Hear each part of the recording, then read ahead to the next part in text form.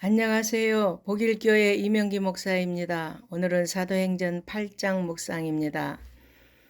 스데반의 순교 이후 초대교회에 대대적인 박해가 일어나는데 사도들을 제외하고는 모두 예루살렘을 떠나 이곳저곳으로 흩어지게 됩니다. 이는 성도들의 입장에서 보면 큰 시련이었습니다. 그러나 흩어진 성도들은 자기들이 이르는 곳에서 복음을 전파하므로 결국 초대교회는 예루살렘이라는 좁은 지역적 틀을 벗어나 마침내 유대와 사마리아와 이방 세계까지 복음을 전파하는 전기를 맡게 되었습니다.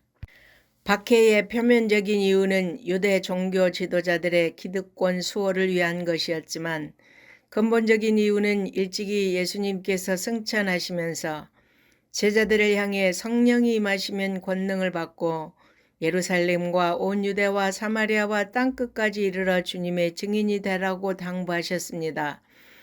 그런데 제자들은 성령을 받고도 오직 예루살렘에만 머물러 있었습니다.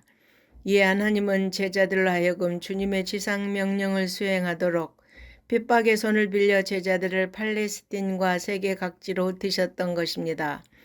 이 핍박으로 인해 허다한 복음 전도자가 온 세계로 흩어지게 되었으며 세계 곳곳에 교회가 세워지게 된 것입니다. 본문에서 7 집사 중에 하나였던 빌립 집사가 박해를 피해 사마리아로 갔다가 거기서 복음을 전파하여 많은 사람들을 주께로 돌아오게 한 사실을 기록하고 있는데, 하나의 사례로 마술사 시몬의 회심 사건을 소개하고 있습니다. 사마리아 사람들이 하나님의 말씀을 받아들였다는 소식을 예루살렘에 있는 사도들이 듣고 베드로와 요한을 그들에게 보냈습니다. 두 사도가 사마리아 사람들을 위해 기도하자 그들에게 성령이 임했습니다. 이 광경을 본 시몬이 사도들에게 돈을 주고 성령을 받게 하는 능력을 사려고 하자 베드로가 하나님의 선물을 돈 주고 사려고 하는 시몬에게 돈과 함께 망할 것이라고 저주합니다. 그는 황금 만능주의자의 전형입니다. 이 세상에는 돈으로 살 수 없는 것이 많습니다. 사람의 용기도 진정한 사랑도 건강도 죽음에서 구원받는 길도 주님의 거룩한 은혜와 권능도 살 수 없습니다. 오직 겸손하게 회개하고 주님을 믿고 사랑하고 주님을 위해 진심으로 순종하는 마음이어야 합니다. 은사와 권능을 돈으로 사려고 하는 시몬은 얼마나 어리석은 자입니까? 어떤 성도들은 교회에 헌금을 많이 내면 자연히 하나님의 사랑과 축복과 능력을 풍성하게 받을 줄로 생각합니다.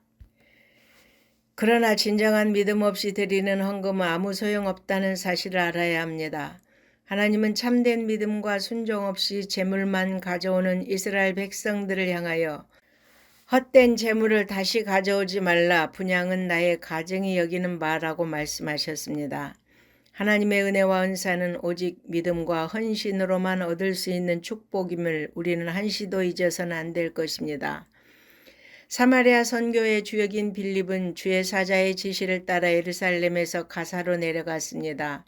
그는 주의 사자의 지시를 따라 간 광야에서 에디오피아 내시를 만났는데 그는 디아스포라 유대인으로 에디오피아에서 성공한 인물로 절기를 지키기 위해 예루살렘을 방문했다가 귀국하는 길에 성령의 지시하심을 받은 빌립의 전도를 받고 복음을 영접하게 된 것입니다.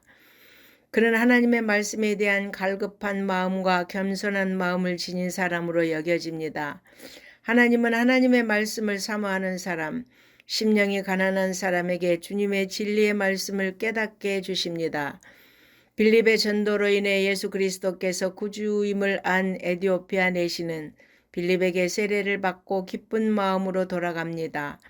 빌립과 에디오피아 내시의 만남은 아프리카에 복음이 전해지는 감동적인 순간을 담아내고 있습니다. 여러분, 하나님은 예수 그리스도의 복음이 온 세계에 전파되기를 원하십니다. 우리도 빌립처럼 복음 증거하는 일에 온전히 순종할 수 있기를 바랍니다. 아멘.